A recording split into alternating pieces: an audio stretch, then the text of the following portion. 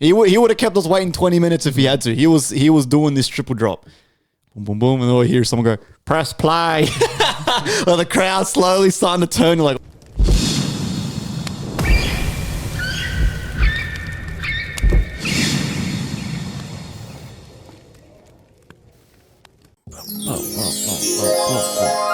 yes, sir. Welcome back. It's pretty quiet in here, actually. It's very quiet. Without the Thunder God.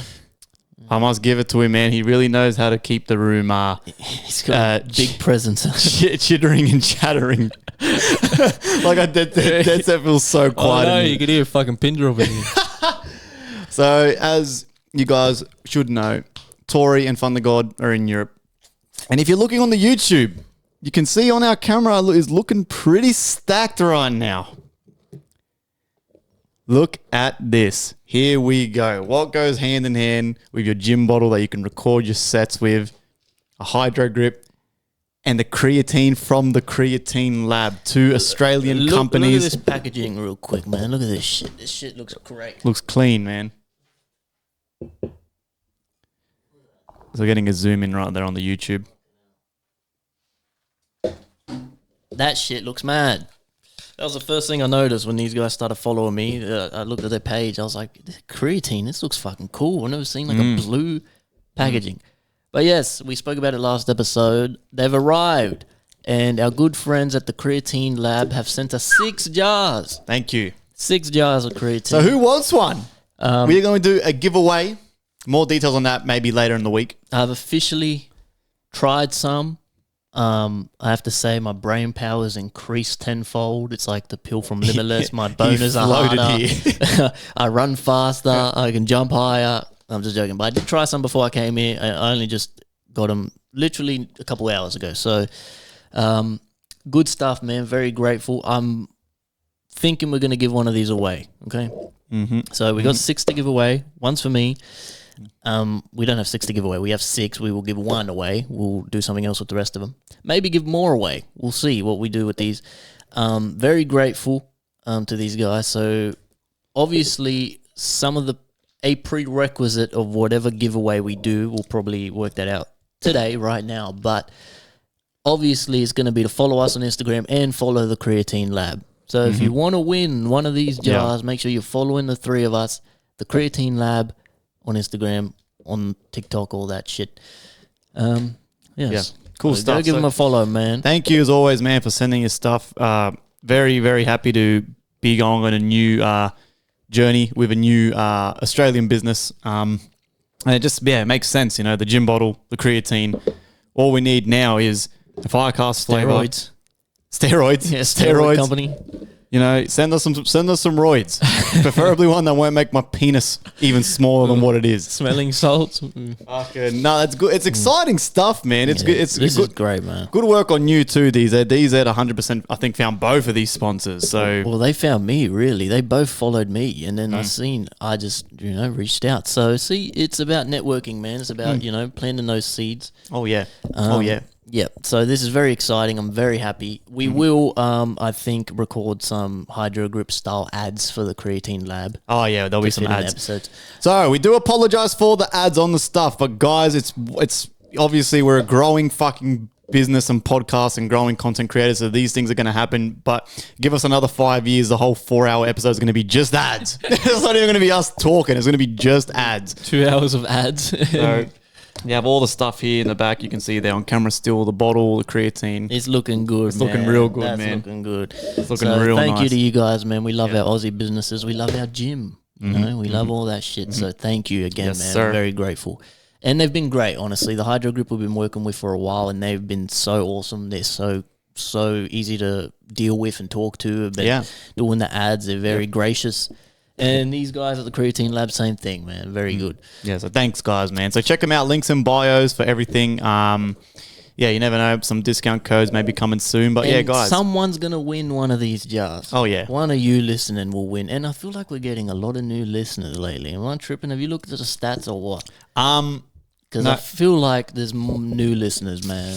The last stats I looked at was when I posted a story on the weekend. I think before the show or after the show, we had for the past 30 days, like 70 something listeners, which is great. That's on the lower end too, which is kind of mind boggling. That number's usually around the 85 mark. So we're climbing, man. Hop on board or get left behind. So if you are new, thank you for joining us, man. Hope you stay for a while. Did you see fucking what was going on with the Safe Boys with Jezza and M16 and shit? You didn't see on TikTok, right? So I don't know. Do you know who Friendly Jordies is? Nah, I don't really know him, but he's like a famous sort of Aussie comedian guy. Aussie comedian. Does well for himself. Yeah, right? yeah. And obviously, Jezza and M16 went to one of his shows, and he brought them up on stage and was like talking to them about, and then like the podcast, like their podcast and shit, and like shouted them out and M16 stuff. I seen the clip on TikTok. It's pretty cool, and they're getting a lot of a lot of new interest and traction from that. So man, that's cool. So I was like, fucking hell, so that's I didn't cool, get it. man. So what, they just randomly got picked from the crowd. I guess, yeah. You know how the comedians, they bring people on stage and fuck with them and shit. No, like he brought M16 on stage and made M16 sit on the chair and was talking to him because he had a Metallica shirt on and was like taking the piss out of the Metallica shirt, saying like you're in a band or whatever. He's like, I'm a solo act and shit. And then something. It turned to Jezza somehow. Jezza came back with a beer or something, and the guy's like, "Wait, don't sit down. Come up here." And he brought Jezza up on stage and started talking to him. He's like, "What are you doing?" He's like, "Oh, I've got a podcast." And then, of all the guys, two out of the crowd against Jezza. And then the people in the comments too were saying, "Oh, I want to go listen to Afternoon Detention now and shit." Yeah, so cool, man, man. so yeah, it was cool to see. So fucking good on them, man. They're still going hard. Yeah, good stuff. A lot of good things going on. That's Good exciting momentum. stuff, man. Good. Hopefully some momentum builds, and we keep fucking propelling forward. New song, Wrong Move with Yeah, that Holloway. was hard. That Out was now. fire, Yeah, man. man. Thank you for all the feedback on that. It's been crazy, the feedback on that one. Yeah, that was mostly Holloway's genius on that one, man. He sent me the beats, sent me the vocals, and then he's like, back and forth. I was like, yep, send in the verse, and then, it turned out sick, man. So thank you for that. I'm really proud of that one. Yes, that'll be on the album. Got another one you're working on coming. That'll probably be my next one. Yep. Which is my beat. I didn't even fucking realize. I was like, what the fuck? I didn't know it was your beat either. I'm like, this sounds fucking familiar. And then I ended up finding the stems. So yeah, it's definitely my beat. So yeah, that'll be my next one. And you had a big weekend, man. How was the show? Tell me about it. What happened, man? Whoo! What a night, man. Fucking hell, what a night. I'm telling you again, you can make my life a Netflix series, bro. I'm telling you, bro. Like, this shit was fucking crazy, man. Again, shout out to Shook for putting me on. It felt so good to be performing in front of so many people again. I missed the feeling. It was a decent crowd, man, and the bus there looked fun too. Hundreds of people, yeah. And as always, man, it's the same 5 or 6 motherfuckers I can,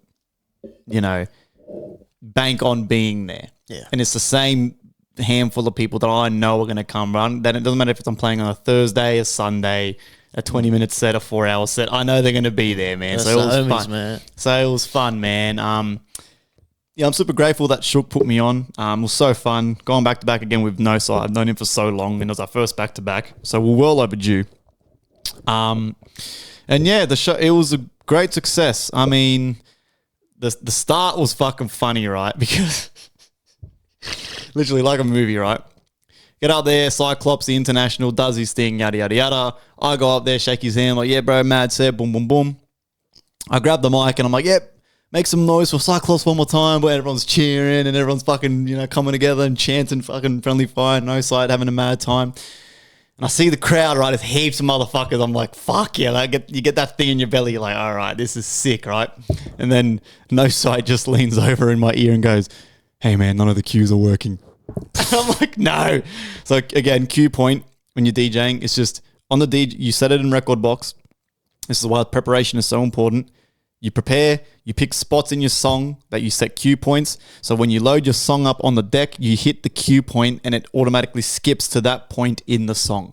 So it saves you on the night while you're trying to DJ from manually trying to find the spot, set the cue point, and then going. It saves you a solid, I don't know, maybe a solid 4 to 7 seconds, maybe.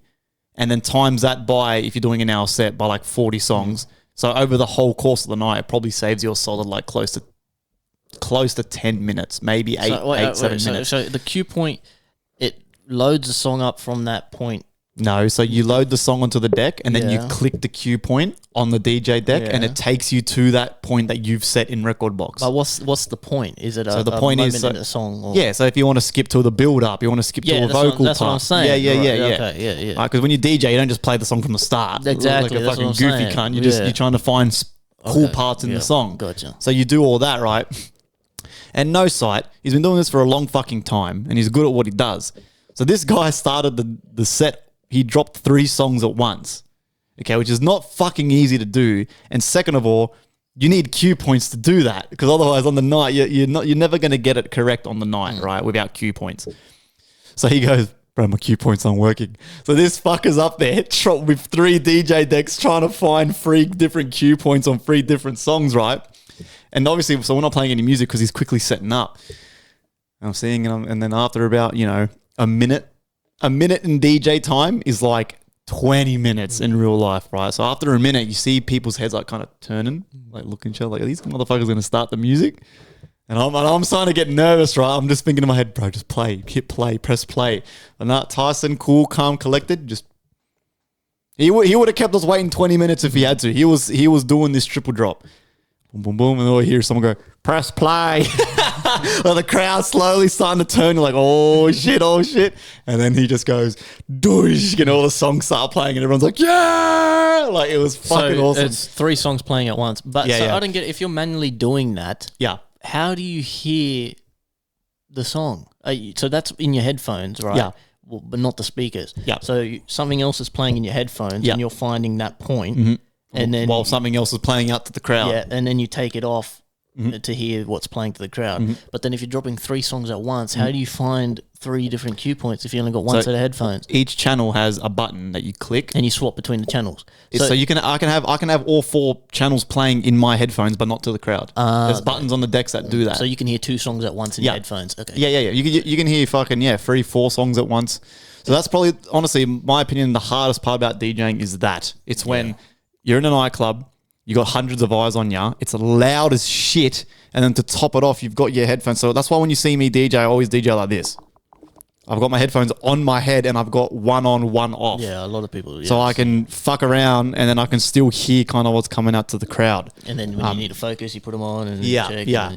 So and then and it was just a great set. Again, very self-aware. I did one dog shit transition because again I haven't used four decks that size in a long time since pre-COVID. But other than that, man, the comments I got on the set in general, the mixing was so like. It's so like that moment was what made me remember why I love this shit. And like afterward, man, I'd be at the front.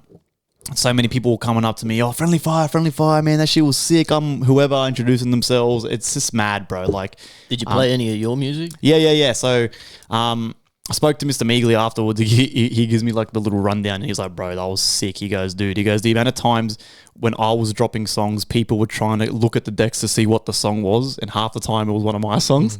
So people are looking and going, oh shit, which it's Friendly songs? Fire. My All You Tonight remix, my... no, so it's not released stuff. No, yes. A lot of them were unreleased. I dropped I Don't Need You, which is released. I dropped... Yeah, that's a good one. Not Far Away, my drum and bass one, which is released. And then the rest were all unreleased stuff. Yeah, well, that's good. As long as you got some released stuff. Yeah. They'll look you up and shit. Yeah, so... it was sick, man. And then, we just got such nice comments. And again, working with Tyson, I've learned a few little things here and there. Because again, the saying is true. Like, you want to get good at something, you hang around people that are better than you at what you're doing. That's how you fucking learn. So I go to his house, we'd fucking fuck around. Not going to lie, I panicked. Because on the day, on Saturday, I go to No Sight's house. We do the official USBs. I then come home. At this point, the bus is picking us up at 9 p.m. At this point, it's like 6 p.m., 7 p.m. I plug the USB into Mikey's decks to do one more practice and none of the songs are working. I'm like, oh my fucking God. So Mikey comes over, Mr. Meagley's here. He's trying to help me come up with a solution how to fix it. I'm panicking at this point now. I'm like, bro, what the fuck? No Sight at this point was on his way to another gig. So he had another gig before this gig. Oh, so he's not at home. So I can't go to his house again to refix it. And I'm messaging him and he's like, bro, no, relax, man. It's going to work. I'm like, it's not working though. I'm like, it's literally not working here. And I'm freaking out, making it worse for myself. And then he explained now that certain file types, So you've got MP3s, waves, and FLACs. FLACs don't work on Mr. Meagley's decks, but FLACs work on big club sound systems. So a lot of the songs on our USB were FLACs. Yeah. So I've tried to plug in the FLACs to Mikey's decks and they weren't working. So that's why I was panicking. But he was like, no, trust me, they're going to work. I was like, all right. At this point, I got full trust in No Sight, and then it was great, man. We had a great fucking set. So Oh, sorry, guys. I didn't see that. I was too busy drinking from my Hydro Grip bottle. All right? If you guys have been listening to FireCast lately, you know that we are a big advocate for this company, Hydro Grip. It's a double wall insulated bottle that keeps your drink cold, even in those hot trips in the car. You know, in the summer hot sun, you sip this drink, man, and it is still cold, like hours after. So that's what you want, man. And on top of this, it has a magnet on the top lid, and you can attach your phone to there, film your workouts, film your sets. Good stable little tripods set up there. And on top of this, man, 10% of all sales goes to the Sydney Children's Hospital. A good cause plus a good product. Come get it, man, and tell them FireCast sent you. Let's go. You didn't leave till 9? 9 p.m. What time did you get there? Like 10? Fucking hell. So, but there was already openers playing by that time, right? Yeah, the event started at 8. Okay. We got there at 10. And so the dog shit transition, was that noticeable to a normie or no? Yeah, Are you sure? Yeah. Even to a normie probably would have gone. Why was it dog shit? Whatever. I was just out of time. So because I don't think they would have noticed too much. So again, when you're DJing with 4 DJ decks, you got the 2 decks in the middle. They're linked, so you got visual representation of what you're doing, right? Which is a cheese tactic for a lot of DJs, which I do it all the time. If you're trying to time a song together and you're a little bit off, I can just look at the 2 pictures of the waveforms that they're off and I can quickly fix it and make a match. But the 2 outer decks aren't like that. You have to do all that by ear. So I've got 2 songs going on here. They're matched. Happy. I go to the 3rd deck now, and that's when I've remembered. I've gone, oh, fuck. You need to do that fully by ear. So that's why aspiring DJs, please always learn to beat match by ear and not just visuals, because you might get yourself into a situation, especially when you're trying to upgrade to play in clubs, where majority of the time they're going to be big systems like that. And if the DJ before you is using the 2 decks that have visual representation, and then you've got to start your shit on the decks with no visual representation, you're going to, look like a goof up there because you've practiced only focusing on visuals, and then you get up there and you can't do it by ear. And that's what happened to me. So I had 2 songs playing in the middle that were perfectly matched and it sounded amazing. And then I've gone to the furthest deck and I've loaded the song, and then that's when I've realized, there's probably videos, you could probably see it on my face. I've gone, fuck. I've gone, shit. So I'm in a loud-ass nightclub like this. I can hear people screaming and chanting and lasers and shit getting me in the eye. I'm like, like all this crazy shit. I've got 2 songs playing at once out to the crowd. And then now I'm trying to, with this ear, get this song, the 3rd song, in time with these 2 songs. All in that chaos. And I couldn't do it. So, and then, yeah, you can see me up there. I'm going, ooh, and then I quickly try to fucking fade it out. But other than that, man, I'm very happy with the mixing. My mixing, No Sight is always flawless. There's nothing I can really say. Like, with No Sight, when you book him on your show, you're going to get flawless mixing. I got very good, crazy comments about the style of dubstep I was playing. Because as you guys all know, I'm more of a melodic guy. I'm an old school guy. I'm not really into the heavier stuff. And people were saying that, like, it was so good to hear that style of dubstep. So, will this be the last time you see me on a Shook lineup? I don't know. I don't think so. But, yeah. That's up to them, really. Yeah. What about Synergy, man? You got some inspiration? You feel pumped or what? Yeah. I mean, yeah. But the hard part is like, as, for example, if we wanted to make Synergy grow, the hardest part is trying to make the rap work with the EDM. So, for example, if we tried to do like a rap thing at that crowd, we'd probably get booed. Because like they're there to hear EDM. They don't want to hear rappers and shit. So it'd be very, as we are now, it's fine because it's most of the homies, we know everyone. You get a straggler here and there. But as it grows, and especially as you go out towards the city, it's going to be very hard.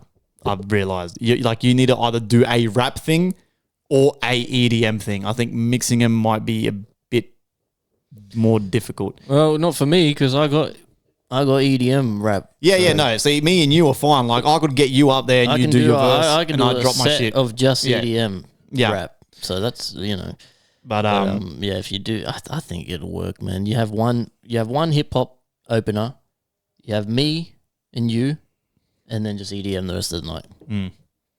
So the hip hop, you have one hip hop, one hip hop opener to ease everyone in, and then I'll do my set, only EDM rap. Yeah, all the EDM songs. And Until We Say. And then you gotta do that song, man. That song's fucking crazy. And then just EDM. I think it's fine, but that's up to you anyway, man. I don't really fucking care. Something in the city would be ideal. It's just where it's at. Like it's just where it's at. But again, like Shook have been doing this for a long time too. Like they're easily the most established, like and what's it called, frequent bass event we have in Sydney. And then everything else is just like little babies. Like we're just having a go at it, and you kind of do this. Some of them do dog shit numbers. Others do okay. Like we did okay with our numbers. But Shook's definitely the most, frequent in the whole Sydney scene, which is mad. So again, doing something to that scale would be great. But you can't get to that scale without fucking starting, We've only done fucking 2 shows, Yeah.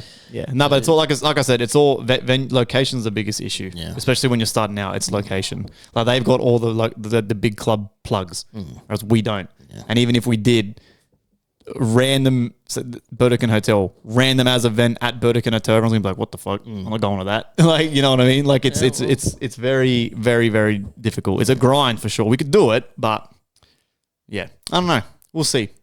We'll see. Did you do anything else? What else happened? That's it on my end, man. Just the show, really. Now that the show's over, I'm going back now to just finishing tunes. My album's on the way. I've got to finish your tracks. My album is sounding fucking ridiculous. Like this is literally ridiculous. I know everyone says this and we always say this, but this is definitely my best shit ever. Some of these songs are insane, man. I'm showing Chloe and she's like, what the fuck? Like, well, that's good. So I'm excited, man. And I can't wait to shadow drop it and only get 100 plays on it. Oh, yeah, I mean, your last album was fucking pretty great. And the one before that was fucking pretty great too. So. Yep. And I think I've got 200 streams between the two. I'm getting a lot of plays, hey. I'm getting a lot of plays lately. You're not putting the work in hard enough, man. You're not doing the sound plate and the daily playlist. That's why. Yeah, I do that shit every single day. Every day I log in the sound plate. It's the easiest way to get consistent new plays. And my listeners are always over, 500, 600. I haven't been under that in a long, long time. And it's just because every day I go on SoundPlate, submit my music. Every week, every Monday, I go on Daily Playlist, submit my music. The 2 only websites in here. Every other website, there are other good ones, but they're too much. There's like a login or there's fucking pay for this and you pay to subscribe and you do this. No. Soundplate.com, dailyplaylist.com. If you're a fucking rapper, musician, lo-fi, fucking jazz, doesn't matter what the fuck you do that. Every day, Soundplate gives you like 5 fucking free submissions to genuine good playlists every day. Sometimes you'll log in and it's like the same playlist from yesterday, or it'll be playlists that don't match your vibe, different genres. So you just leave it. Next day you log in, there'll be new playlists on there. Boom, next day, new playlists on there. We put our playlists on there, man, the FireCast Underground, which you can still submit to, by the way, if you want, on our website, whatever. I went to fucking, you been to IKEA? Not in a long time. I've been to IKEA, fucking. I hate that place. I get lost. Bro, I went to IKEA on the weekend, and the food, man. What's with the food? It's like a gimmick to have terrible food. Everyone knows IKEA food is garbage. It tastes like shit, looks like shit, and the food court full of stinky, gross people around you everywhere. It's like a prison, like cafeteria. Everyone's got their little trays. You walk up, you pay fucking $45 for 6 meatballs, Swedish fucking dirty meatballs. You go sit down, you're eating your fucking souvlaki fucking whatever the fuck, and it tastes like poo. and it's awful. And I'm like, why? Why did I get this? Next time we're skipping the cafeteria. We're not fucking eating. I just don't understand the gimmick of it. The food court was packed. The line was ages. Stinky people, nowhere to sit everywhere. And the food's bad. It's bad food. And it's like IKEA is conscious of it. IKEA knows it's bad food. It's like the gimmick. It's like the thing. You get the bad food at IKEA. It's fucking weird, man. The gravy's like slop. It's like pig slop. Like, I couldn't believe it. Why did you get the food I had then? a chicken schnitzel with gravy and chips. The chips were fucking okay, average at best. And the chicken schnitzel was like a piece of rubber. I was like, this is awful. And there's stinky people behind me, stinky people in front of me. It's all crowded. Everyone's walking around coughing and sneezing. I'm like, this sucks. Get me out of here. This place is fucking awful. Next time, and we go every time. We go to IKEA. We go to the fucking cafeteria. Why? I don't know. There's Macca's across the road. There's fucking fast food everywhere in that joint. It blew my mind. I couldn't believe how garbage the food is. And that's like the selling point. The selling point is bad IKEA food. It's like the stereotype. Yeah, no, I haven't been there in a long time. I think I went there once when I first moved in here to get my Star Wars statue fucking thingy. That was it. Yeah, Never again. That looks like an IKEA thing. I don't mind. The shop's nice. The IKEA's cool. Like the way they set out the fucking displays and shit looks cool. But the cafeteria is strange, man. Strange. It's like it's not like there's no food. You walk outside IKEA and there's food everywhere as well. You're surrounded by like Macca's, Hungry Jacks. But everyone was busy as in the cafeteria. I was like, what the Anyway, well, that was my weekend. We have a lot of questions. Yeah, let's munch for all. A lot of questions, man. We don't have a Reddit. We don't have a main of the week. This is old school. Yeah, we're going. This is old school, man. Let us know in the comments too. How long have you been listening? Have you been listening? This is the never-ending season 1 of FireCast. I'll put that on my story next. And by the way, we should let me clarify this, right? Joey and Tori, our producer, are away for 11 weeks. Right? This is the first week. We're recording live. Yeah. Right? As of the 5th. What is it? The 5th, 6th, 7th. As of the 7th, right? Next week, we'll upload a filler. Mm-hmm. We got plenty of fillers. I did a solo. Did you do your solo yet? No, not yet. He's going to do a solo eventually. And Joey's did 3 solos, 1 with a guest and 2 on his own. Yeah, I'm gonna merge Joey's double 2 of them because they only go for like 20 minutes each. There's no point. Okay, so uploading. So Joey's got 2 solos and 1 with a guest.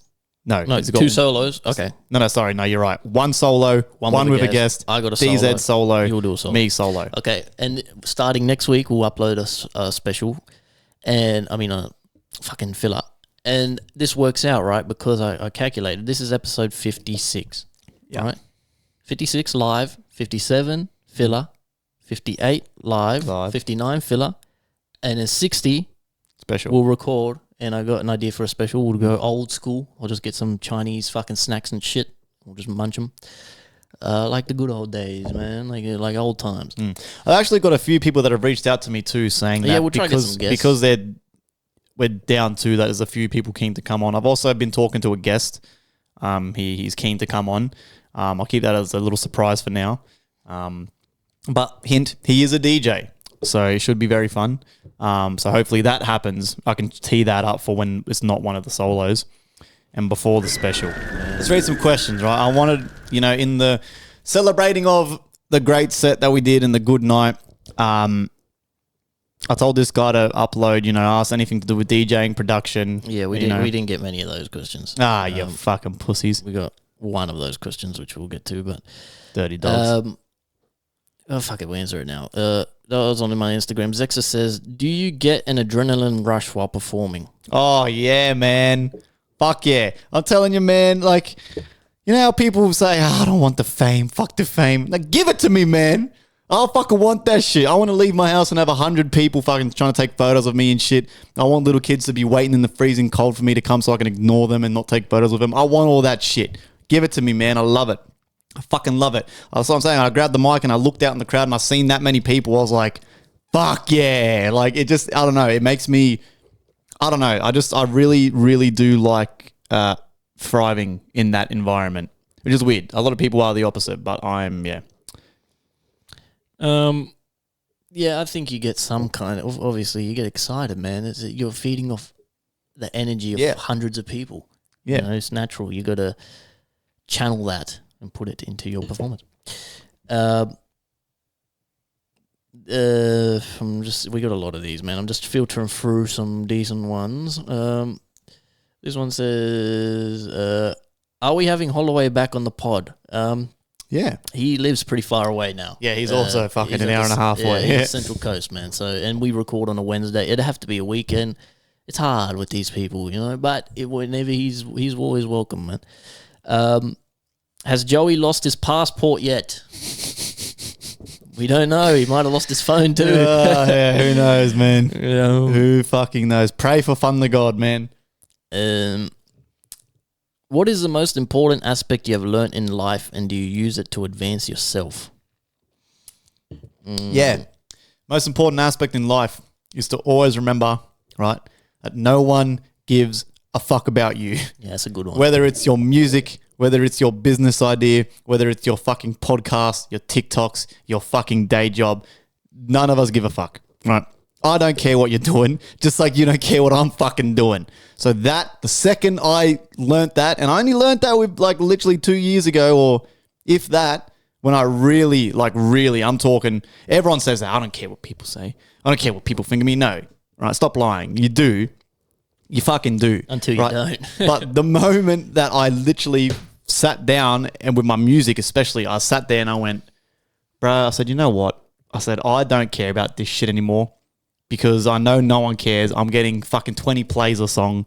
As soon as I let go of that weight, I've been making, like, my career has literally turned for the better. I've making the best music of my life. I'm getting fucking DJ sets again and shit. You know what I'm saying? It feels like a coincidence. It all happens at once. And it might be a coincidence, but I'm just saying, like, as soon as I let go of that weight off my shoulders, where I really know you guys, like, people don't care, just like I don't care about others. But not in like a vindictive way. I mean, obviously, like, when it comes to people go, listen to my song. I'm like, bro, don't DM me a song, man, because I'm not going to listen to it. There's a better chance of me just scrolling through your shit and I've seen you post something and I go, oh, let me have a little look. But the second you start reaching out, bro, I promise you, I'm not listening. I'm not engaging. It's just annoying. People don't want that. You know what I'm saying? So, again, I let go of that, and I'm telling you, I feel like everything for me is happening at once. Yeah, it's your energy too. Once you stop chasing, you can't chase, man. It's you align yourself with your higher purpose. Like, I've had a similar thing recently too, but just in general, just bettering myself. And once you let go of your blocks and you realize what's blocking you and you overcome that and you align yourself with God and your purpose, I've become a bit of a man of God too lately, like real pretty hard into God, like praying and shit. Like, really? Yeah, like I've always believed in, a higher power, but I didn't know what to call it, but I'm sort of more... It's the universe, man. I know it's the universe, but whatever you want to call it, God, spirituality, all that shit, but just praying, just focusing that, that energy and that belief and being grateful, gratitude. And the same thing. Since then... everything, the sponsors are coming, the podcast, my numbers are growing. But like, the less you stop trying so hard, the more it comes. As long as that's your true purpose and you align yourself. If you got addictions and things that are holding you back and you're not fucking, your bad habits and you're eating shit and you're doing all that shit and you are, and it's torturing you mentally, the minute you get on the right path and you overcome that, good things will start to happen. It'll fall into place. Yeah. You just match your frequency or vibration, I don't know which one it is, your frequency or your vibration with the universe's frequency, you will have it all. I promise you right now. That's all it is. Everything is just sound and feeling and vibrations, and you just match what you want in life. You got to get on that frequency. You kind of act like you have it, but you don't try so hard. And I'm telling you, man, the universe just goes here. You've heard it a million times. It's that law of attraction stuff. It's all that stuff. This one says, did you see Trump make himself the Pope with AI? I've been seeing this guy's an idiot. Apparently, they've been the White House has been uploading all AI generated images of him. The funny cunt. On Star Wars Day on May 4th, they uploaded him as a buff Jedi with a red lightsaber. It's crazy the times we live in. That's the best, bro. I was thinking that today. I was looking at the news stories, and they were saying like all these world leaders are posting on X, and they're posting on X, and it's like a movie. Like the social media platform's called X. and it's run by Elon Musk, and it's like you got Trump in office, and they're posting AI images. It's like this shit simulation, is a bro. movie. I'm telling you, we're in a simulation, man. I'm telling you right now. What made you start making music, and was the response from family or friends good or bad? Our family didn't really give a fuck, to be honest. There's my point. You know what I'm saying? I don't care, man. I don't care. They're supportive. Yeah. But, you know, it's not like we're fucking on the street homeless trying to make this music and then, like, get a job, you know? If a response from friends was great at the start, and I've touched on this in the very early days on the podcast, man. Like, the start of anything you do is amazing. Your first business idea, that first song you release. All your homies going to be sharing it. You know what I'm saying? But then when you falls off quick. And then when you get to the third, fourth song and you're still dog shit, like, your friends are like, oh, shit, this idiot's making more music. You're like, fuck. You know what I'm saying? It's just how you then choose to kind of persevere. What made you start music, though? What made me start music was you. Because I was always rapping and freestyling in school when I was fucking good at freestyling, too. And we'd always rap with the Islanders and shit, and I'd always have the best verse by far and shit. But I never planned on recording any music ever. And then you in our fucking abuela's little dingy back shed were making dubstep. And then I didn't even know how the first song was. We had a dubstep one we were working on that never finished. Yeah, because I lost it in my first computer died. That was actually not bad too. I was spewing that we didn't release that, but now we'll look back, it's probably dog shit, but at the time. So for me, plain and simple, conductor. All right, this motherfucker, this kid at the time, I'll never forget it. Used to go out partying all the time, and this is how my fucking brain works. Right, I would be in the club, but instead of dancing, I'd be in the corner like a fucking little Reddit nerd. Listening to the music, trying to figure out how these motherfuckers make it. And I couldn't get it off my brain to the point where it was like consuming me alive. I'm telling you right now, like, you can ask Moby this, man, he will vouch for me with this. Every time, and same when I used to hang out with Moby, we'd smoke a bit of weed and that, and we'd listen to music. We wouldn't be hanging out. We would be dissecting the songs. And we would literally be those two fucking weirdos going, bro, that snare, why is that snare going like ping, ping, but can you hear the layers and the clap? And then that vocal, how's he making his vocal? Like, that's what me and Moby would be doing. And it got to the point where, like, I could not stop thinking about music and how people made it. I literally forced myself. And then that's when I went and studied it, went to TAFE, did 2 years there, bought fucking, that's right. I didn't buy FL Studio. Shout out to Hendo, a very good friend of mine. He's been on the podcast many, many moons ago. He actually gave me his whole computer to borrow for a week to see, because I didn't have a PC at the time. He gave me his computer and said, look, take it. If you're so into this shit, download FL Studio, use my computer for a week, and if then at least you'll know, do you want to pursue this? And then rather than you spending like fucking $2,000 on a computer because back then, actually, no, not even back then, you could get a good setup for only like fucking $1,500. Now you're looking at $4,000. And back then he was like, bro, rather than you spending like $1,500, just borrow my computer, and then at the end of the week, make up your mind.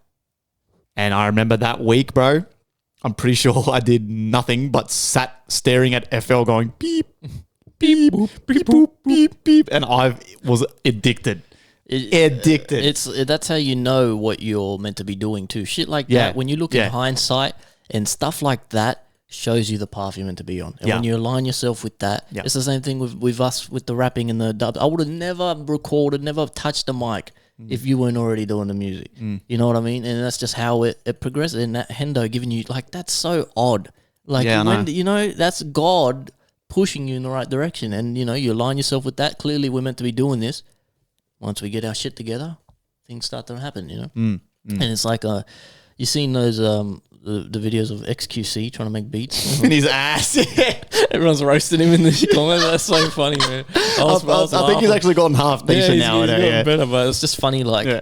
That's what we were doing at the start. Like, it was beep, boop, beep, boop. And you think he's good, and people, like, he's making, like, beats for Coco Melon. Yeah. It's just like... Fuck yeah. This one says... How did your experience growing up shape the person you are today? Good question. Man, I wish I had a more interesting question for this one. I wish I was like in America, in the hood, hustling, selling, cocaine on the side of the road, and now I've made it out the slums and I've rented this little apartment to make music and record. But no. We've had it good, man. We've had roof on my head. Always had always got what I wanted. Full belly all the time. I know other people aren't as fortunate as that, but we have been. So I guess all that really did for me was just kind of go through life kind of like, in the middle. I'm just like a normal dude. Like, I'm not salty because I had nothing when I was a kid, but I'm not a fucking snotty piece of shit because I had everything that we wanted. We were rich. Yeah. I'm just like everyone else. I'm just in the middle. I'm just trying to do my thing. That's been my life story, man. Yeah. Like, always painfully average.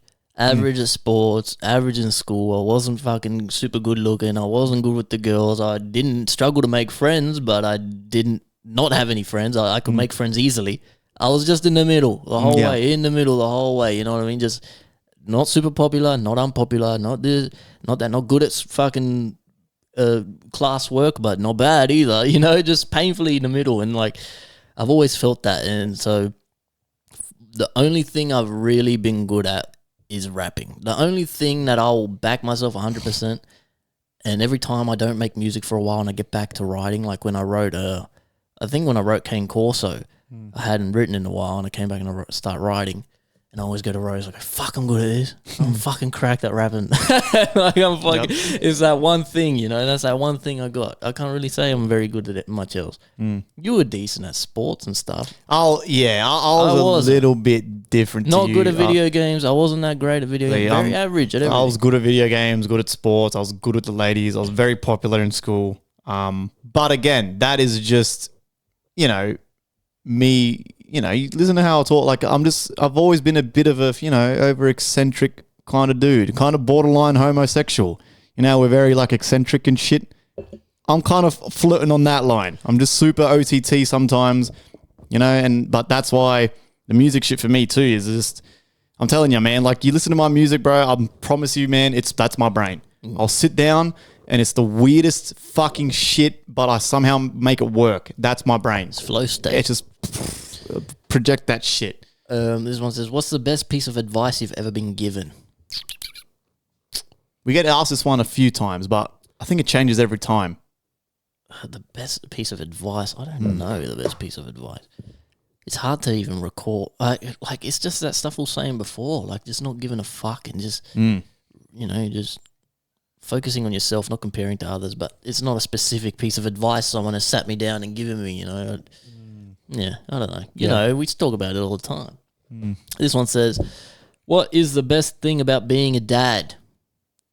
Look, being a dad is the greatest thing in the world.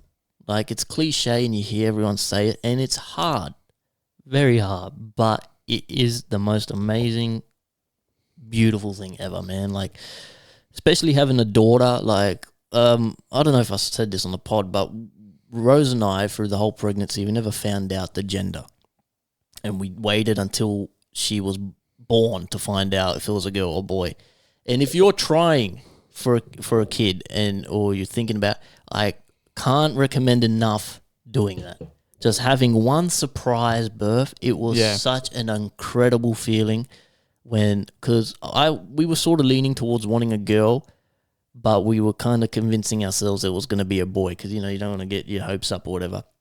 And she had a C-section, but that moment when the doctor pulled her over, it's a girl, and it was such an incredible feeling, man. And the next one, we probably won't do that, but I recommend. I can't highly recommend enough. Do that once. Just do it once. It's hard waiting, and you're so anxious. and you just find out. But man, it was so rewarding and so worth it. It's amazing. Being a dad is awesome. My daughter, she's always so full of life, and kids, they teach you so much. They teach you so much about life and about being a person. They're so innocent and just. It really reminds you to keep that wonder, and you're complaining about bullshit and you're in work and traffic or whatever. You just look at your kid and it's like they're just present, man. They're just, fucking around with what's in front of them. Beautiful, man. Everyone should have kids, man, unless you're a shitty person. But Do you like the way today's music is, or was it better back in the day? I don't mind it in its current state. There was a couple of around the COVID area when the couple years ago, man, we're going down a weird path when the fucking stupid silly balaclavas and the pink flares and shit. That shit was getting gay. Like 2015. Oh, I was getting over that. I was over that real quick. I was like, there's no fucking way this is the direction we're going. But and then thank fuck, which I kind of knew was just a trend, and we're completely out of that trend now. Like I see now when when I update the playlist and shit now, it's gone back to just, dudes just spitting over cool bars, where before it was kind of everyone was kind of portraying this fucking weird little gangster character, especially in Oz when it's like none of you cunts are gangsters. So it was getting really fucking weird. I didn't like it a couple of years ago, but in its current form, yeah, I'm digging it. That's always it's a question about your pool and how wide a net you're casting, because especially today there is music for everybody, every genre, every kind of music. Yeah. What do you think? I think some of the best music is not even rap music to me that I listen to. The greatest songs of all time to me are like What You Won't Do for Love, like Bobby rock songs, not James rock, Brown, not even rock. fucking, Like, I guess you wonder where I've been, and fucking Dancing in the Moonlight. That song is fucking incredible. Top Loader, Dancing in the Moonlight. Shit like that, I always like. If I could only listen to one type of music for the rest of my life, it'd be that kind of shit. Yeah. Moody, lo-fi, low, mellow fucking shit. Like, man, I love that shit. And that's all old stuff, really, if you think about it. But I'm sure I could find new stuff like that. Yeah. I love house music too. Fucking Calvin Harris, Show old Me school. Love. Oh, Calvin Harris. Fucking how good Calvin Harris is. Fucking I'm Not Alone. Yep. Like, dun, dun, dun, dun, dun. Yeah. Calvin Harris is a fucking genius. Technically, I was thinking about this the other day, right? Technically, because music is probably one of the most subjective fucking things in the world, there's no such thing as a shit song. Technically, no, someone will like it. It doesn't matter if I hate it. There's going to be some peanut out there that goes, "Fuck, this is alright." Like, you know what I mean? So technically, that's why you should just do what you want. Well, how do you think fucking Little Yachty and shit got famous making that garbage? You know what I mean? Like, these guys, there's something for everyone. This is, what catches fire and what doesn't. This one says, is climate change an important issue for you, or do you think the government is using it for control? Now, I'm not a big climate change guy. I think maybe we have a very minimal effect, but there's a lot of bullshit regarding climate change. But lately, since the election, have you seen all the chemtrails in the fucking sky? Now, I'm not a big chemtrails guy. I'm not sold on that. But my missus is. Rose reckons it's definitely chemtrails. No, I don't think it's chemtrails at all. It's literally just plain dust. But it's weird, though, because they don't all look like that. And some, they stay for ages and they start widening and it's weird. But then I always wonder what the chemtrails, I don't doubt they do it.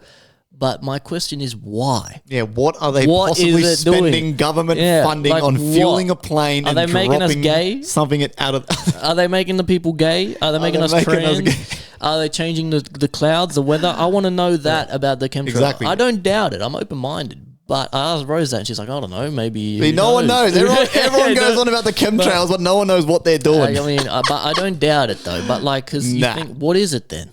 Nah, climate change. Why is that there? Bro, it doesn't exist. If you actually look up the latest reports from Antarctica. We're in a global cooling period. Bro, Antarctica's like growing in ice. And for the past however many years, everyone's freaking out because it's melting. It's actually, we're doing good, right? Yeah. So don't trust. I think climate change is such a scam. Like, I think we might have a minimal impact, but it's not enough to, the amount of times humans and the Industrial Revolution has been around, like, bro, come on. Like, we can't have that big of an impact. And if you look at the charts over the whole time of Earth, we're in a global cooling period. It spikes and then it does this, man, and we're literally in a cooling period. Yeah. So of all the problems in the world, climate change is probably at the bottom of the list at the moment. It's low on the list for me at the moment. This one says, did you see a robot attack people in China? Did you see that? Yeah, I had that for one of the news points. So did I. The robot on the fucking crane. It went berserko. Yep. Wild. Last one. Would you rather live on an island or out at sea? Island. I reckon I think about that sometimes. I think I could survive pretty well on an island. I get seasick real bad, so get me off the fucking boat ASAP, please. I wouldn't mind living on a boat either, though. I kind of like that. No bueno for me, man. Yeah, thanks, guys, for the questions. Is there anything you can send us to? You've got the links in the bio for the anonymous questions. If you need advice, let us know. Guys, some advice stuff would be great. We started this advice line and haven't been asked one bit of advice. Well, you must have your life together. You don't need it. Let us know. We can help. Do you have a micro penis? How does it feel? We can give you the advice on that. Oh, I can't. Maybe you because DZ has a micro penis as well. He can help you fucking guide through that. And news you can trust. The news you can trust. Only believe what we say. Positive Cappy is here to help us deliver the news. He's got a carrot on his head. Right? You want to talk about this Chinese robot He's got fighting a fucking fluffy ass carrot on his head, this motherfucker. He's fucking shedding and shit everywhere, this capybara. Look at this shit everywhere. Fuck. Did they say why the robot was fighting the fucking workers? Fake. Right? You think it's fake? Fake. They've made it fizzle out to make their company come into the light. Or that's not a bad the robots are already over the shit and they're actually already spazzing the fuck out. The thing you sent me too, actually, in China, the robot valet goes under the car, picks up the car and takes it.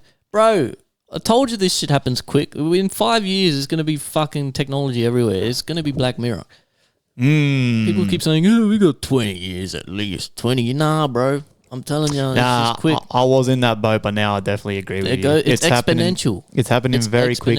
And you want to know why the reason it's going to happen so quick, which is the biggest reason that none of us actually talked about, was because everything is a money race. So as soon as one company makes the robot, everyone's trying to do it now to cash in kind of thing. So that alone is going to propel this shit at an exponential rate. Would you rather pay fucking $1,000 a week to have someone kicking shit at your business, or you just have a fucking robot do it? I think I saw, I'm going to butcher this, but I saw a story that some company in China, I wish I could remember what product it was, but they're making the product 24 hours a day in the factory in complete darkness because of the robots. Robots are doing it. So the robots don't need light. Yeah, they're operating 24 hours a day in a dark fucking warehouse. Just that's fucked. How crazy is that? Like, it's just going to be bananas. And you've seen these drone services too. Your Amazon, your Uber Eats is going to come in a fucking drone. They got these drones that they send, and then the drone has a little compartment. They've already started. They're already doing that in some states in America. But the compartment opens though, and a miniature drone comes out of that. That's actually holding the package, and then that opens, and there's another mini drone. But it's tethered, so the mini drone is tethered, so it can easily maneuver around obstacles and shit. Yeah, it's fucking. And it doesn't just drop your package on the floor. Cause it's a pretty big drone, right? Yeah. And it's just fucking bananas, bro. So we'll see where we are in 5 years, man. We'll be 3D hologram FireCast in your fucking living room. Well, no, because we'll still be fucking broke. So we'll be the only podcast still doing it this way, and everyone's going to have a fucking... Dude, did you see that GTA 6? Did you see the trailer? Yes, I had that. It got pushed back again. But, dude, I'm telling ya, the way it's going to be worth it. Did you hear the rumor that... I don't know if this is true. Apparently in GTA 6... it's going to have its own cryptocurrency. Yeah, we've been saying this for ages. And then you can earn the fucking coins and then sell them and shit in real life. That's insane, bro. Bro, I'm going to have a whole week off work that week, man. I'm telling you right now. GTA 6 is going to be the biggest piece of... of course, it's going to break all the records, all that shit always does. But it's going to be like that first sort of introduction to the new era. And when this game comes out, that's going to set the standard for the future moving forward. And that's going to literally be when we step into Ready Player One times. It's going to be this GTA thing, and then there's going to be new things, the sperm racing, shit like that. Like, it's going to be new sports and new things and virtual things, and everyone's going to be in this fucking cryptocurrency, gaming, interconnected world. Like, I've seen a podcast with on Lex Friedman with the dude who... the CEO of Epic Games. And a lot of what he's talking about is that interconnected interoperability of everything. He was saying one of the main problems is now, like, just the fact that you might buy a skin in Fortnite, but you can't carry over that skin to fucking, to Diablo or something. But he's saying, like, he's painting a future where you'll be able to have a car in Fortnite, and all your gamer tag, it doesn't matter. You're playing Switch, you're playing, you once you go into Rocket League, your car from Fortnite is gonna carry over, and it's all gonna be like Ready Player One, interconnected metaverse. Yep. And that's what we're heading towards. And GTA 6, I reckon it's gonna have that cryptocurrency thing. I reckon it was obvious it was going to get delayed. People were saying, damn, we got GTA 6 delayed before GTA 6. The trailer's already got like fucking however many, 33 million views. I haven't seen the trailer. Looks incredible, I've seen clips, but I haven't seen it yet. Probably. I'm telling you, this game is going to be fucking... I'm telling you right now, it's going to put a halt to the economic world for a couple days. I'm telling you, no one's going to work. It almost pisses me off how groundbreaking GTA always is. You know what I mean? It's to that point where it's like, even though I'm part of the problem, I'll be playing it. I got a PS5 now. I'm definitely getting it. But it's like that point where it's like, you know what I mean? Like, it's kind of annoying. Like, everyone, it's going to be the biggest thing everywhere, everything for ages, fucking GTA. But like, nah, man, I love it. I'm excited. Like, yeah, I'm excited too. But like, I reckon we start a podcast in it. They play us on the radio and the game and shit. Yeah. Oh, did you see the Speed saw himself in the... You didn't see that? No. I was in clips where Speed reckons he sees himself in the trailer. I don't know if it's actually meant to be Speed, but it does look like him. He's freaking out. It's the black guy, yeah, that's gonna be huge. GTA 5 was the same though. GTA 5 came out, broke every record. It broke every YouTube view record. And you look back at GTA 5, that came out in 2013. That's crazy. You can't even go into buildings. Yeah, I know. It wasn't that good. Like it was crazy that at the time it was like, this map's enormous but if you look back and it's like, damn, this is it. Like the water looks shit. Like and speaking of games, the fucking did you see what happened with the Oblivion remake? Yeah, remastered. Apparently it's really good. They shadow dropped it, and the funny thing is there's been this I wish I could remember the name, but these guys, indie guys, have been working on this Oblivion mod to like upscale Oblivion for like 5 years, and it's just like their side hustle, their little hobby. They've been finishing in 8-hour jobs every day to try and make this fucking super cool, modded, updated Oblivion. And then the actual developers just shadow drop this and completely, wipes out their fucking 5 years of work. Ah, well. But Bethesda like acknowledged them and knows them and sent them the keys that they used for their so they're like, they're cool with them, like kind of, which is cool of Bethesda to do. But I just thought that was kind of sad. You've seen this 100 Man versus Gorilla? Oh, bro, yes. 100 men versus one gorilla will win a gorilla. 100 men will beat a gorilla. But the first 20 to 30 blokes will get their heads ripped off. You're fucked. This thing's gonna go full Chewbacca, rip off your arms, rip your dicks off, and then no legs. That's the thing. If that doesn't scare the shit of the rest of the 70 dudes, then we win. But if everyone just scatters, then we're fucked. I think we'd have to mount a full scale attack. 100's unfair for the gorilla. That's too much. I feel like that's overboard. Maybe 50. 50. You're pushing it there. But like you'd have to distract it, and someone have to come up from behind and like hit it with hard, or like a 2x4, like a fucking full Nelson, or lock in like a fucking like a guillotine. You can't choke it out. No human can. Dude. Their necks are this fucking thick, bro. You ain't doing shit to that thing. You literally just got to surround it and poke it in the eyes and shit, and then clobber it to death. They got nuts. You kick it in the nuts. You kick him right in his fucking gonads. Yeah, I'm telling you, you can't. Gorilla gonads. No one, not even John Jones, is choking out a gorilla, bro. I'm telling you right now. The second you grab it, it's just gonna go like this. Fucking one hand throw you. Yeah. They've got the strength of like 7 dudes or something. It's literally gonna just grab you like this and go. It would be interesting to watch it. Yeah, how does it play out, And a lot of gorilla experts have weighed in, and everyone seems to think 100 men will beat a gorilla. I guess sheer numbers is just overwhelming. But some people have to be cannon fodder. Some people are going to There's always got to be a sacrifice for victory. It will not be me. I will be the 99th man. You seen those memes where it's like when we're up to man 65 and the gorilla's still ripping their heads clean off the bodies? Shit like that. Ugh. The thing I love about like TikTok and shit, like sometimes socials like that can be funny. Yeah. Sometimes it's funny, but then every other time everyone's just posting fucking rubbish. Fucking rubbish. Did you see that other video I sent you of the bull riding a scooter in India? Yes. The Yep. bull riding a scooter. I didn't even know they had bulls in India. He's full kicking like a fucking, like he's riding a fucking monopatin fucking. He's obviously freaking out and he's like, fucking, Yeah, he's like, shitting what the himself. fuck? He's like a. Huh. Have you seen this crazy bastard? Have you heard of a guy called Julian Brown? Nope. My man. This guy is going to go missing or suicide or... Why was he? This man has figured out a way how to turn plastic into fuel, How? into gasoline. He's got it all over his TikTok. This is a video of him using his plastic fuel to turn on like an old as truck. He's probably talking shit, right? No, dude. He's literally got videos like he's been hospitalized and shit multiple times because like the shit blows up on him and shit. And go on his TikTok. Oh, it doesn't work then. Go on his TikTok and no, because he's perfected it now and he's trying to sell it. And if you go on his TikTok, it's all the comments are like, rest in peace, Julian Brown, protect this man. Everyone's like giving him advice like the first thing you should do is get lawyers. How's it work? So I watched the video where he explains it. I don't know. It's super mathematical. It's super nerdy. He gets the plastic, puts it into this like compressor thing and then uses like solar power to fucking melt it into a type of weird liquid. Then he mixes that with something else. He calls it plasticine instead of gasoline.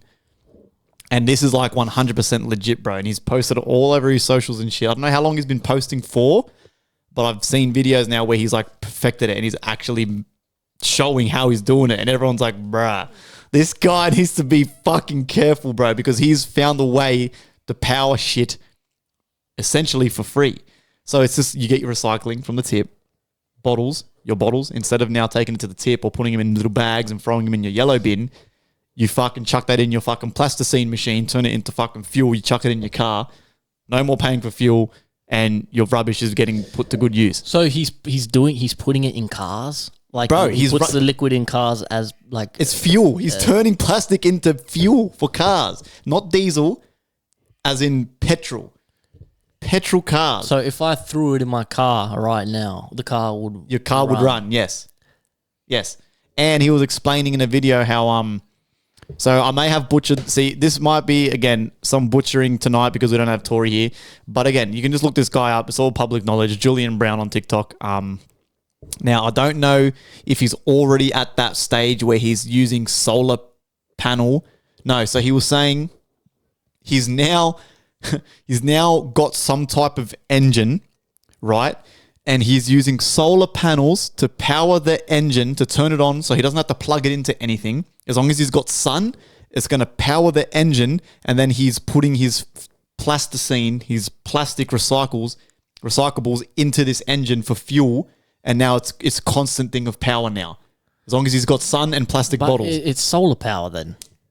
Yeah, no, that's just to turn the engine on, but to then actually like kind of run it. He's using I reckon fuel. this cunt's talking shit. He's probably running on the solar power. He's got some engine that is running on the solar power, and he's just pretending he's putting this fucking benign liquid in there and pretending the liquid's. I hope for his sake he's pretending, because they're going to kill this guy when they realize. Well, I mean, I don't know how like deep these conspiracies are these days. They'll probably just try to buy it themselves. Maybe, I don't know. Probably. Do you know who Hal Puthoff is? No. So he's this dude who worked for many, many years. He was working with the CIA. He was started off as a physicist, and then the CIA picked him up, and he started doing ESP tests on people. So like psychics and stuff, helping use psychics with the CIA and shit. Real legit shit. This guy's a legit dude. He was on Joe Rogan a couple. But he also started working with the CIA about UFOs and shit, and UFO technology and things like this and shit like that. And he thinks they have the US 10 retrieved unidentified alien craft, and they've retrieved bodies and stuff too, he reckons. And he told a story where they were in Russia, right? And these UFOs or whatever were flying over Russia, and they turned on a nuclear missile, and the countdown started. And then they were freaking out because they didn't know how to turn it off. And this was going to launch the missile, and they were trying to turn it off and wouldn't turn it off. But then it turned off by itself. So whatever turned it on, turned it off, and they couldn't fuck with it.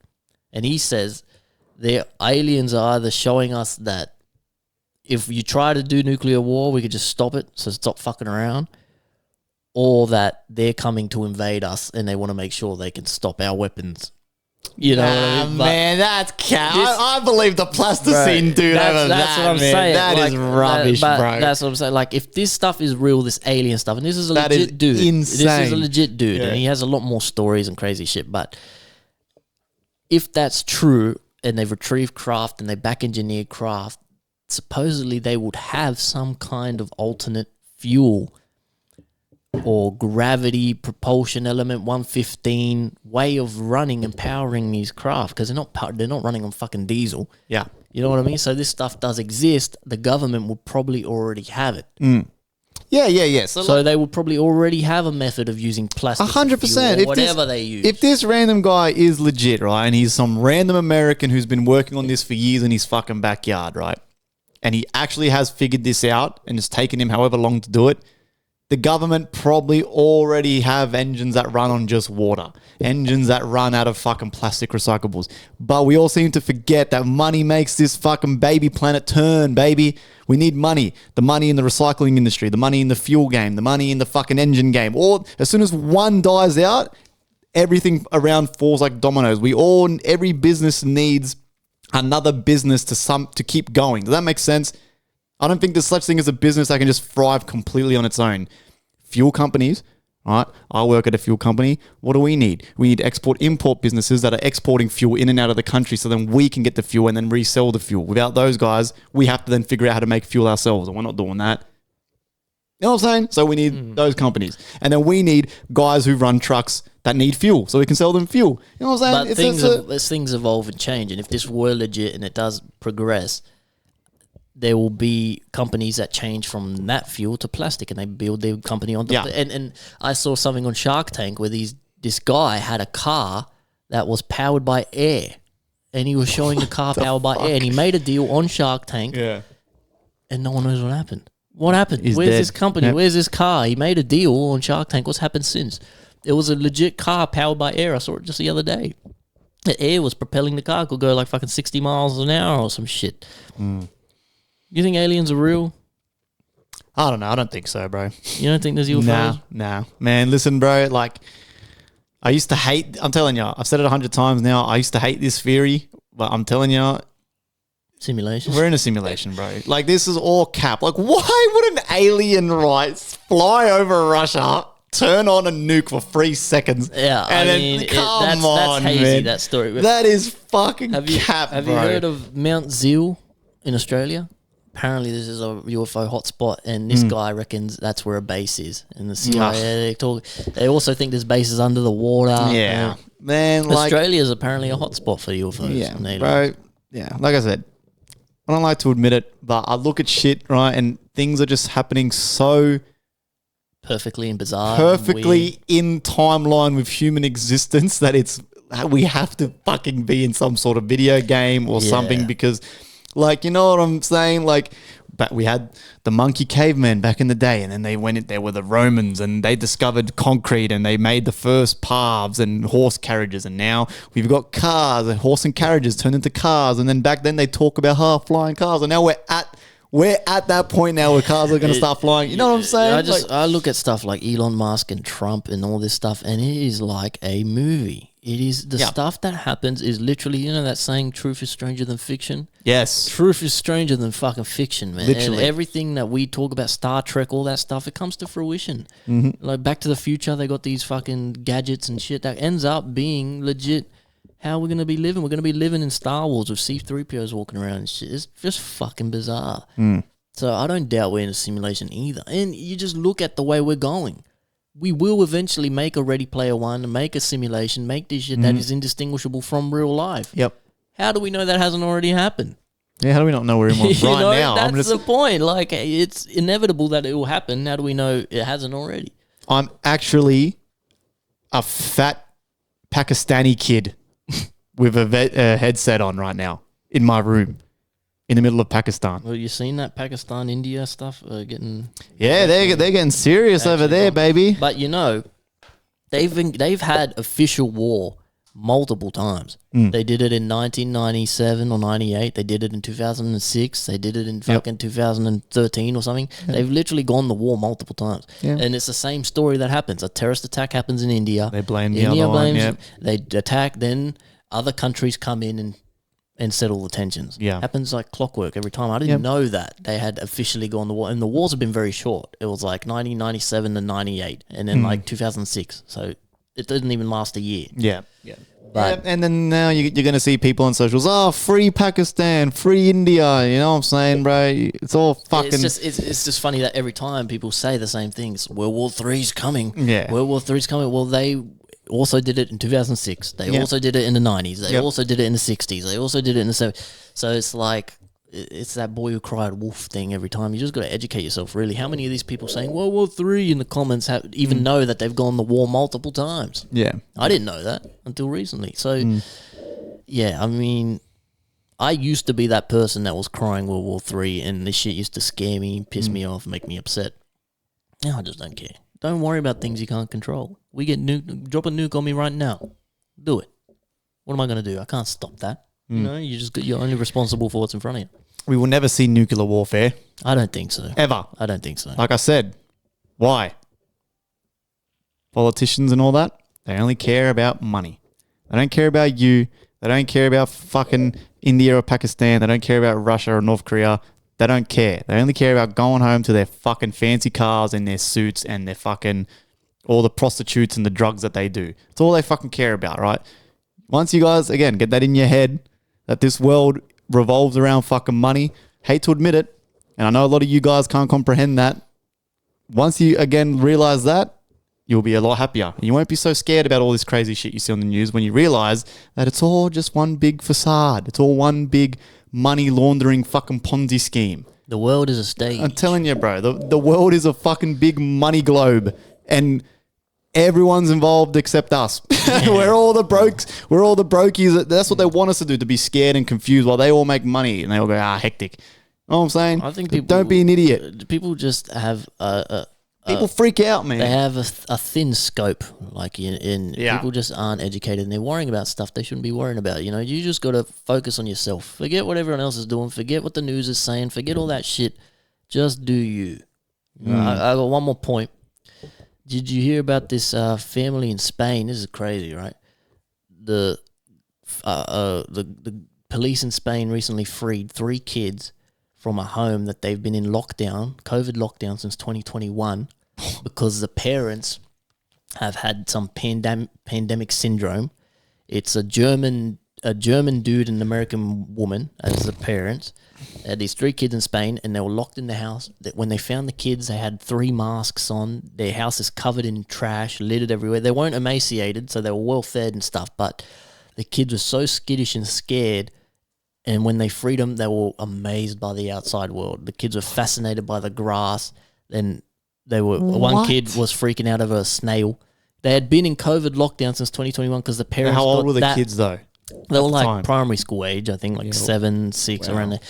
And the parents were that scared and they developed this paranoid pandemic syndrome. Yeah. They were wearing 3 masks inside and believed everything in the outside world was going to kill them.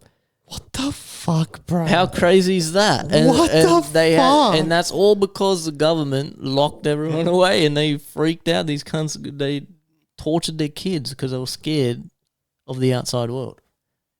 They only found out because neighbors got suspicious. They hadn't seen. Oh, you reckon after 7 years this motherfucker hasn't mowed his lawn? They haven't seen the kids go to school in ages. It took them that long to say something. They didn't notice. Like, I mean, when would you know? Like, really? Like, come on. You don't expect that, you know? Yeah, of course, but shit, man. Yeah, they just started seeing suspicious shit and they're like, fuck, something's going on here.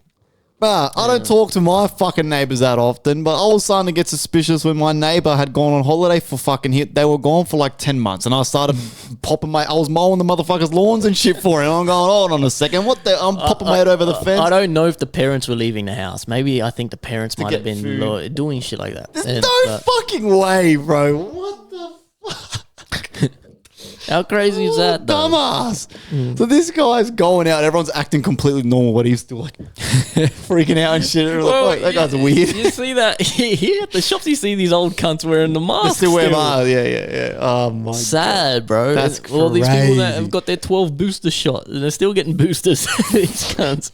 They're gonna have fucking toenails growing out of their fucking eyeball. This guy's got fucking octopus tentacles and shit from his 20th I'm shot. fine. I don't want COVID shot, and I'm fine. What the fuck, man? Crazy. Can you believe that was 5 years ago, bro?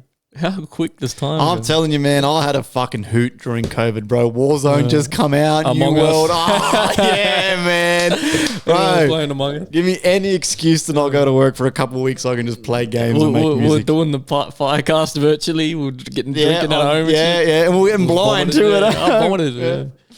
Fucking hope, man. Did you guys see Lady Gaga Oh, is the biggest officially concert, yeah. a world... No, it was the third biggest or fifth biggest or something. I think it was the third biggest concert ever, but it was the biggest standing concert and biggest female concert. 2.1 million people. The photos look amazing. It's all over the beach. You know that it was free too. The biggest concert ever was in Brazil too. The same was it? thing. It was like five. I can't Wasn't it remember who was. ACDC? No, it was Metallica. I can't remember. Let me quickly Google this right now. See, But yeah, the photos of that one look like that. Same thing in that same place of Brazil. Like yeah, and it was a free millions of concert. It people. was a free concert too. they thwarted some terrorist attacks apparently that were gonna targeting gay people or some shit. Oh, it was Rod Stewart in Rod in Stewart. the exact same place, Yeah, Copacabana. exactly, yeah. How the fuck you say Copacabana, 1994. Having attracted more than 3.5 million 3.5 people. million. How are they getting out? Imagine So she was the a traffic. she was a million off. A million off. Imagine the traffic getting out of there. Oh, bro, nightmare to set up, mate. But good on them. Apparently, Brazil did it. They planned it all and paid Lady Gaga. They would have given her a fucking fat payout for that. Probably 20 Fuck 20 yeah. mil, 25 Should mil. retire right now. Because apparently their economy's struggling. So they did that to bring in, which is so smart. You got 2.5 million people buying drinks, going to the restaurants, fucking buying clothes, little funny fucking hats and shit. You know what I'm saying? So it's a good idea. But yeah, apparently they also then thwarted a terrorist plot to throw a bomb. I didn't know it was targeted at gays. I thought it was I swear I read it was something to do. It was a terrorist group, a young terrorist group. And they were like, some of them were teenagers and shit. And I don't know what they were trying to be terrorists I over. heard it was some LGBT thing. I don't know if the terrorists were LGBT or the fucking the fans I think were. they were trying to. I don't know. I guess they think gay people like Lady Gaga or non-binary. Well, 2.5 million people in Brazil apparently like Lady Gaga. So that is fucking insanity, man. I would not go to that. I would not go to that. I would prefer... I hated the Easter show. I'd prefer... if you're the guy who's got the apartment on that beach, hectic. You're on the balcony, you can see everything, the lights, you're dancing on your balcony, you have some drinks. That's about it. Do I want to be in there? Probably not. Fuck no. Imagine being in the middle. Probably not. Imagine the cunts at the very front taking 4 hours to get out of there. It'd be a nightmare. Absolutely crazy. I wonder how man. many deaths or overdoses or bloody whatever happened. Let me have a quick Google. No. There's nothing about deaths. There's anything. Just everyone's talking about the two arrested in the bomb plot. Well, it's so large and There's people widespread. People were well behaved. Yeah. I think it'd be like different sections and areas where people are doing different stuff and buying They things. would have 'cause had it's to, just yeah. too massive, you know. Speaking of the Easter show, did Holloway, Holloway went to the Easter show one day and he sent me a photo. You know who you saw at the Easter show? Chilling it. Took a photo yeah. of chilling at the Easter show. And I was like, he's always running into cunts. I was like, bro, I swear you always seeing famous cunts and shit. Okay, chilling it. So he's not rapping, eh? He's at the No, he's trying to now, but he's lost a lot of momentum. Yeah, the crowds. I can't do crowds really. I'm just makes me edgy. My missus is the same too, and we both start getting pissed off at each other. yeah, you take it out on each other, yeah. Yeah, we're pretty good, but yeah, it's just crowds, man. The Easter show is bad. That was bad, and that's only like 40,000 people maybe at a time, 30,000 people. Yeah, that's crazy. That is fucking... I imagine 2 million. Yeah, we touched about this before. Antarctica gains ice. That's right. So if you're freaking about weather and that, don't be scared. And the ice is growing. That's right. The ice grows out of the fucking ground in Antarctica. The penguins are happy, chilling there. Apparently China, don't know if this is true. This is why we need Tory here. China has activated the world's first 10G broadband network, leaving the rest of the world in the dust. Apparently these 10G? guys... They skipped 5. Listen to this number, right? This is unbelievable. I don't know if this is true, man. They are getting download speeds of up to 10,000 megabits per second. Okay. For those of you who don't know these terms, 10,000 megabits per second, the average Australian household speed is 50. It's over, bro. It's over. We're done, man. 50? It's over. Humanity's cooked, And these bro. guys are doing 10,000. We're fucked. This is quantum computing. You hooked at it, bro. The robots. We're fucked. 10,000 fucking. Listen to bruh. me. You could download like an 80 gig game in like a minute. You're gonna be able to dissolve yourself into pixels and re-upload yourself in fucking wherever the hell, man. It's over for us. We're done. We had a good run. 20-25 years. Well done, boys. Good job. Pack it up. We're either going to be speaking Chinese next year or we're going to be fucking avatars in a little digital world. We're fucked, man. That's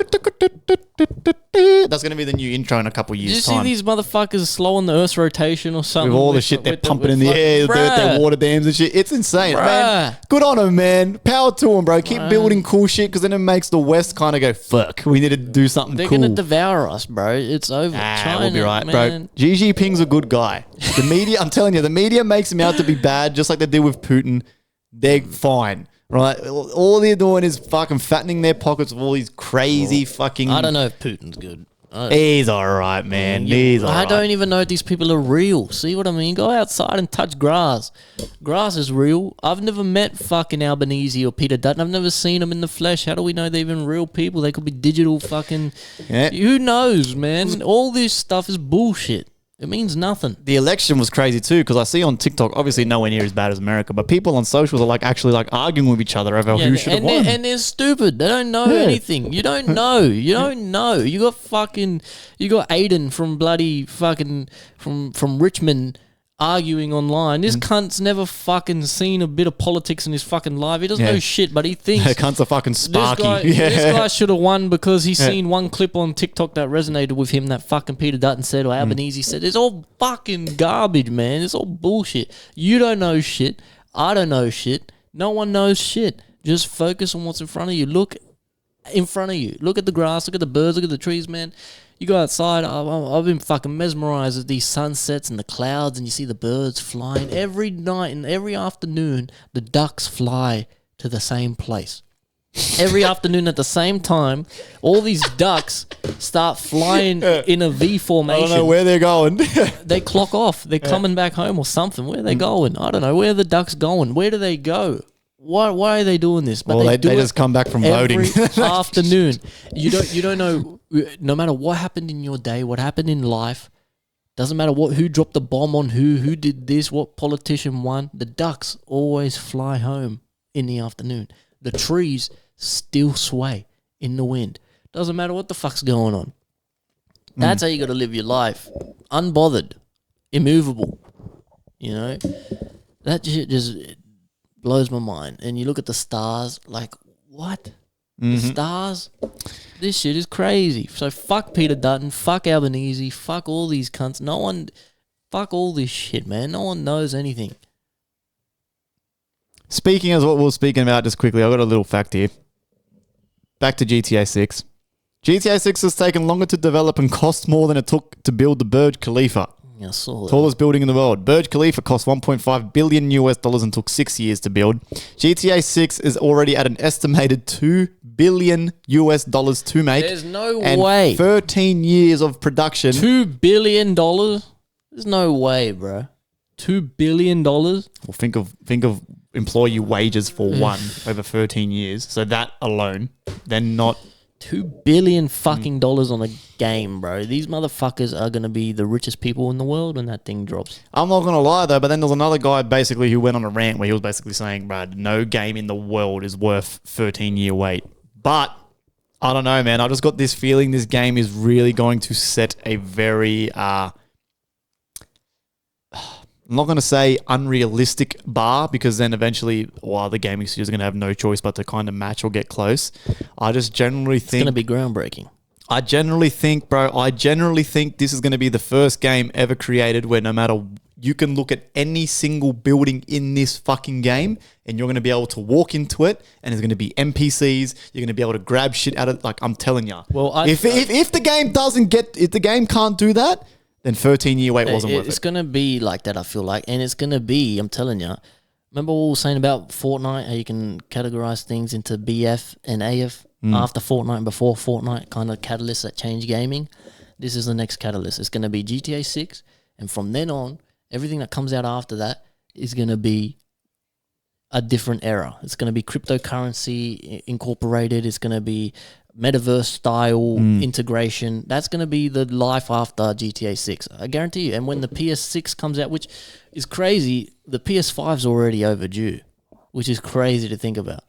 Consoles usually have about a 6-year lifespan, 6 to 8 year lifespan. PS5's already been 5 years. Yeah, that is More. crazy. Yeah, that is so crazy. we're close in theory. Like the Switch 2's dropping this year, dropping next month, I think. The Switch 2. So these consoles, we're ready for the next leap. You know, GTA 6 is going to set that bar. I'm telling you, it's all going to be cryptocurrency or metaverse type shit. It's going to be wild. VR shit will be a lot more VR into. Could that be a possible theory? They keep just delaying it because they're waiting for like some type of PS6. They will do. They will do a PS5 release and a PS6 release. They always do that. If a game comes out in this time period, that's the transition. They always do the PS4 version, which is usually shitter, and then the PS5 version. They might delay the new version, and it'll have extra bonuses and stuff. But and the thing with the 13-year wait about GTA 6 too, they started making this game with outdated technology, and as they've been making shit's been happening. So it's like they've probably had to scrap so much shit and restart as things change and things like. They started doing this before all this AI stuff was a thing. So imagine they've gone, fuck, look at all what we can do now. Restart, Yeah, let's get rid of all this shit. Let's put some AI fucking shit in here. You know, so they've probably done that a few times. Yeah. Well, I've got one more point to end us on. This was kind of interesting. Midnight Mafia was over the weekend. For those of you who don't know what it is. Oh, the pill testing. Hardstyle Festival in Sydney. For the first time in New South Wales, they had a drug checking service. New South Wales Health, in partnership with NUAA, is offering a free and confidential drug checking service at Midnight Mafia as a part of the government LED harm reduction trial. Festival goers can bring a small sample of the substance to be analysed by a trained staff. You receive information on the substance, the contents, and the strengths and harms of said drug. The service is non-judgmental, anonymous, and legal within the designated area. It aims to help you make more informative decisions. And there's a bit more information. Interesting. I really wonder if I could somehow get in contact with someone who went and tried it and used this tent. And I haven't heard of any overdoses. And the police will be waiting outside our studio, and as soon as they go to leave, they'll get arrested. Well, that was what That's what I'm saying. Like, they got a designated area, but are the police just standing outside the designated area? You know there would have been an agreement with the New South Wales government where you guys go nowhere near this area. Obviously, if you still catch someone fucking around out in the festival, yes, you can arrest them. But that area, you are not allowed. There'd be a lot of agreements that would have been signed. For that. Midnight Mafia's hardstyle, is it? Only hardstyle. And Hardstyle's fucking ass. Yeah. I used to love it when I was a kid. That shit sucks balls. Do you know what cracks me up about hardstyle, right? Again, not taking any digs or nothing, but I feel like hardstyle... that shit sucks.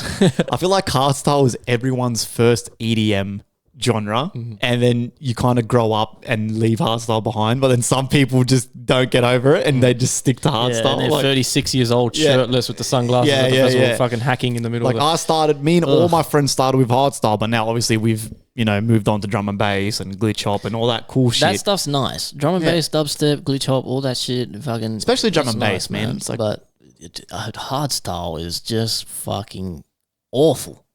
Obviously, music's subjective, but Jesus Christ, that shit sucks, man. And you see those cunts driving past, and they got like, I don't wanna fucking know.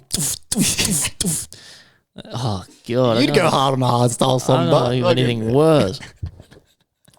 that's the dad coming out in you. It's awful. It's like I feel like that. I feel like that a lot lately. And you look at the young generation, and you're like, what are these cunts doing? But that's what's hip to these kids. Well, hardstyle's old, but yeah, I mean, I don't know. I guess it's for some people, not for other people. Let us know if you still like hardstyle. And tell us your age. Let me know if you went to Midnight Mafia and you actually used the drug testing services. I really just want to know how it was, and if it did stop you from taking anything, or if it just made you more inclined to take whatever it is you had. There's two ways that can go. Let me have a quick read here. I can't see anything about.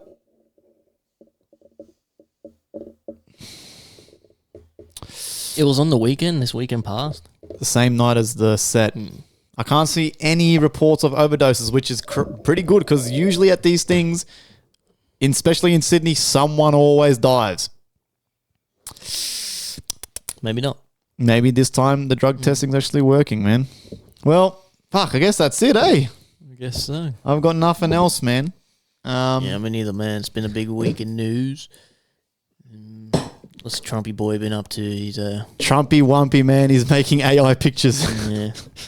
He had a meeting with the Canadian Prime Minister in the Oval Office. What did they discuss? Ooh.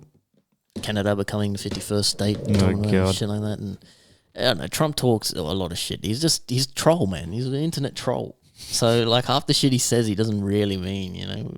Did you watch the TikTok I sent you of KSI and speed streaming, and they're doing a try not to make us laugh challenge, and the kids singing? I'm in the thick of it, everybody. And they're both fucking losing their shit. Oh, God, man. That's why I wish we were famous. We could do funny shit like that, bro. Did you see Fuck. Vitaly is fucking Yeah, in he got prison? arrested. Apparently he was being a piece of shit to the Filipinos or something. Apparently he was just pranking people and doing stupid shit. And then, like, arresting him for, like, 30 years or something in, like, a fucking Filipino prison. So you don't fuck around in the Asian countries, man. They will literally chop your fingers off, bro. Yeah, man. Like, kill you. Well, guys, Anyway, creatine, hydro grip bottle.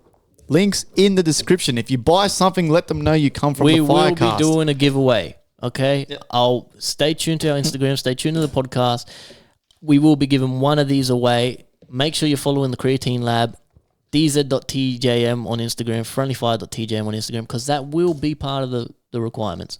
Maybe you'll put a post, tag 3 friends. You will win this. You know what? I think I'll do that. I'll collab post us 3, just a picture of the creatines or something. Tag people, follow us. When we'll set a date, we'll discuss, and then we'll do maybe a wheel on here. The names, boom. You win yourself a free jar of excellent creatine. So stay tuned for that, man. Guys, as always, thank you guys so much for listening. We love you. We appreciate you. See you on the next one.